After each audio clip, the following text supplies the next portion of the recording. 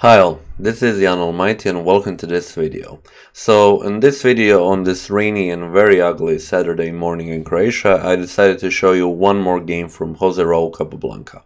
And today it is a game against his old rival Juan Corzo. So for some of you who started following my chess channel from the beginnings, you probably know that actually my first analysis videos were actually games between Capablanca and Corzo. But that was in 1901 and already 12 years have passed and still they are playing on the big stage. So this time it is the Havana tournament, and this time there are many great players also from America come. So in 1913, right after the American National, there was this tournament held in Havana where also Marshall came, Janovsky, Charles Jaffe and many other players. So it was a round robin of 8 players, and here I'm going to show you only this game, a game from first round, and there is a special reason behind it, because this game was actually awarded the Brilliancy Prize. So yeah, playing against his old rival, let me just show you the game. We have d4, knight to f6, and now c4, d6, knight to c3, and knight from b to d7. Something called in old Indians game, something that is not that much played nowadays. And now after e4 we have e5, and we go in some kind of a setup that you would usually see in the Peer's defense or in the Philidor's defense. So here Corzo decided to be a pawn pusher in this game, and he plays f4. And after that, Capablanca takes on d4, queen takes on d4, and usually you would see knight from f3 capture on d4. But as you can see, being the pawn pusher that he is, this game Corzo didn't manage to play knight to f3. And now this queen is in the center, but she is looking good because she cannot be pushed away by anything but this pawn, and you don't want to necessarily push c5 because you are left with the weak d6 pawn. And here Capablanca decided to play knight to c5. But actually, I decided to, when I first saw the game, I decided from Corzo to see something like b4, because yeah, he pushed all the pawns. Why not also this one? Because I wasn't really sure where this knight would go, and I saw that actually the best move that would actually keep black in the game was knight from c to e4. And it seems kind of strange because you're not really giving up a knight, but you're giving up for the pawn and you're opening the e-file. And if knight captures on e4, you have queen to e7 pinning the knight, bishop can cover, and bishop to f5. And now you don't have any other pieces to actually defend this knight, so you have to play knight to f3 with an idea going to castle and playing rook to e1. So in order to take advantage of your position as black, you don't have to capture right away on e4, because as I've said, you can go castle and rook to e1 is a threat. The king is still here and the queen is on e-file, so white would be better here. Instead of that, you play d5 first, and after c takes on d5, now you can capture on e4, because after castles you have queen to b4, which is with tempo, attacking the queen and still defending the bishop, and you are able to actually move to the queenside castle. But now white stops this with playing queen to e5. Also bishop to c5 was a possibility in this position if you wouldn't take the queen, and queen to e5 comes with check. We have bishop to e7, and now bishop can capture on e4. Queen captures on e4, and after that queen to c7. So now once again threat is rook to e1.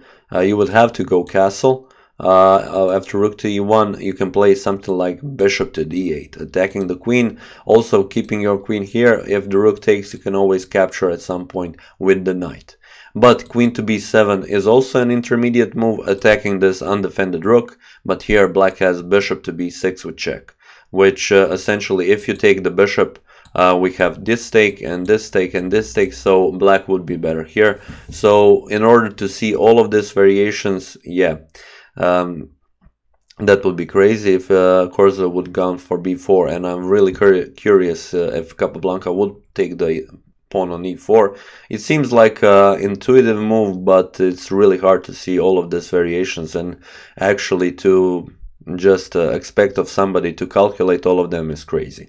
But I wanted to show you an interesting variation such as this, going from the opening, that maybe if you find yourself in this kind of position and your opponent plays b4 to you, that you know about this taking on the e4 move. And instead of playing b4, Corzo continued with bishop to e3, and no matter playing the b4 move, we still had a very brilliant game. After this, queen to e7, putting pressure on the e4 pawn, knight to d5, knight takes on d5, and now e takes on d5.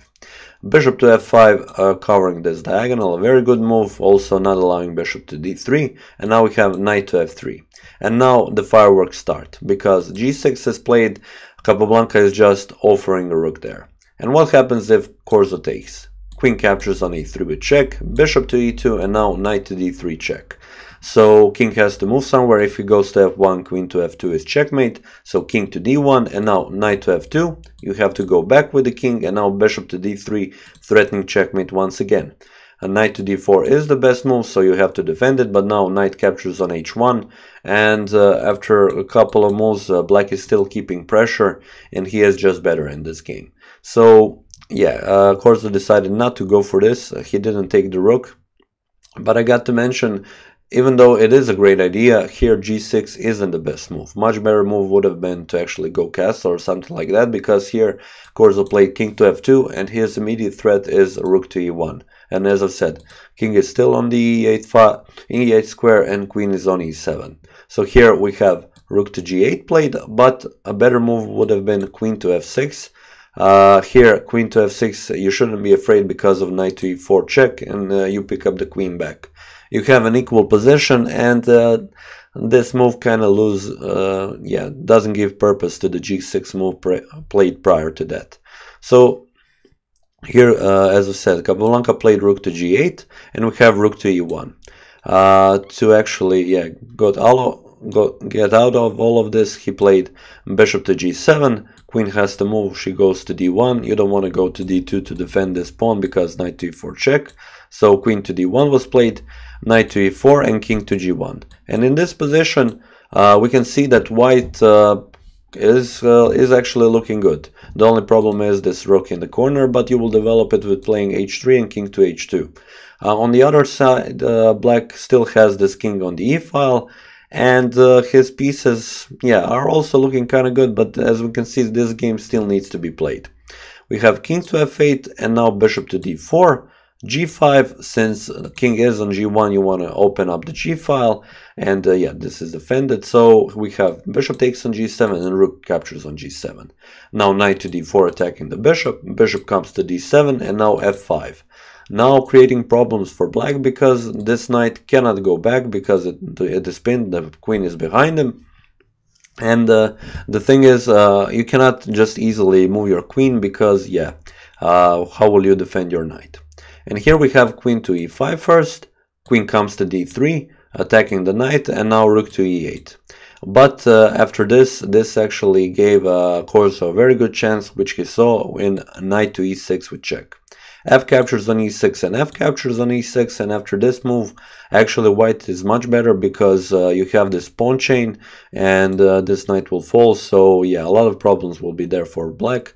So in this position, actually Capablanca decided to play rook captures on e6. And after f captures on e6, you have bishop to c6, because if you capture on e6, then queen captures on e4, and after that she will capture on e6 if you don't exchange, and essentially bring black to a much worse position. But here black is still holding, but barely by a thread. Here we have queen to f3 check. You don't want to play king to e7 because of bishop to d3. And now there aren't any good discoveries like knight to d2 or something like that, because queen to f2 covers everything. It defends the pawn, it defends the rook. And here in this situation, you actually would play something like instead of king to f8, here queen to f4 was played, offering the exchange of queens. We have queen to e3, and now king to e7, not allowing e7 push, and now b4 wants to attack the bishop, b6, b5, and bishop to b7, keeping the bishop on this diagonal, and now g3. And here actually there was this queen to f2 going for a drawish endgame. After exchanges, white will lose the rook on the h1, he cannot get it out. After king takes, bishop takes, and after something like bishop to d3, we have bishop to b7, and it's an equal game with same amount of pawns and same colored bishops. So this was a possibility, but Capablanca saw that maybe he can go still go for some winning chances with knight to d2.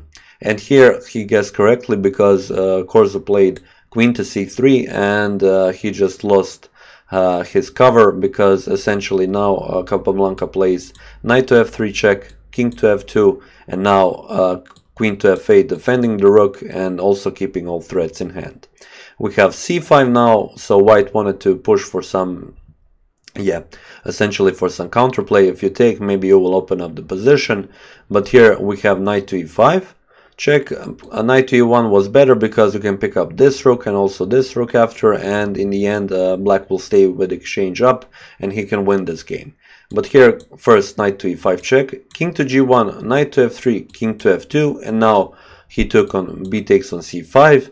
And now queen to a5 wants to go for c7 pawn, wants to get some counterplay. And after this we have knight to e5 check, and king goes to g1, and now queen to f3. So having a combination of this bishop and this queen brings much pressure to white's camp, and white needs to do something here, but essentially he cannot do anything. He can only hope that Capablanca misses out a move, but with this kind of advantage, Capablanca won't miss it. Because after queen to c7 check, king goes to f6, there is this check on d8, but the king can escape, and in a sense here Corzo played queen to d6, hoping for something like e7 with check and moves such as this. But essentially after queen captures on h1, king to f2, and queen captures on h2, in this position Corzo resigned the game, because this king will go on a run, but the queen will go after him, and after some moves there will actually be checkmate. So this is actually the position where it all ended. This game, as I've said, was awarded a brilliancy prize, and this is the last game, not the last game, the one and only game that I'm going to show you from this tournament. So here are the standings. We only had 8 players in this tournament, and we saw, surprise surprise, that Capablanca actually didn't win this tournament. So Marshall was first, but there is a bit of controversy behind all that, because as I've told you previously, I wanted to show you a game by Capablanca playing against Jaffe, and Jaffe winning against Capablanca, because one thing that kind of marked this tournament was a game between Marshall and Jaffe, where Jaffe just had a terrible blunder, and because of that Capablanca got really suspicious in Jaffe and all of his play, because against all other players he played brilliantly, but against Marshall he didn't play all that good.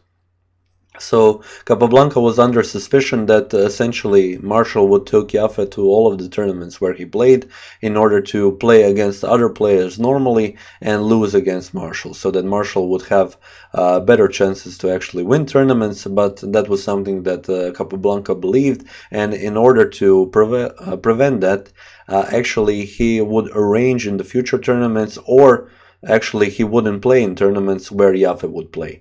So so he had some enemies right from the beginning of his career. He didn't like Mr. Jaffe here, and I didn't find any evidence that actually happened, or that was actually the true. But the thing is, Capablanca actually believed it, and that is one part of his story. So I wanted to share that with you, and that is pretty much it for this video. So I'm going to end up with this Havana tournament with this one game and this brilliancy, and next I'm going to show you one of the games from the Savoring Cup in Russia, St. Petersburg, Russia. So a tournament where I said Capablanca will first time meet against Alexander Alyekhin. So this is pretty much it for this video. Please enjoy the weekend, and definitely cheers.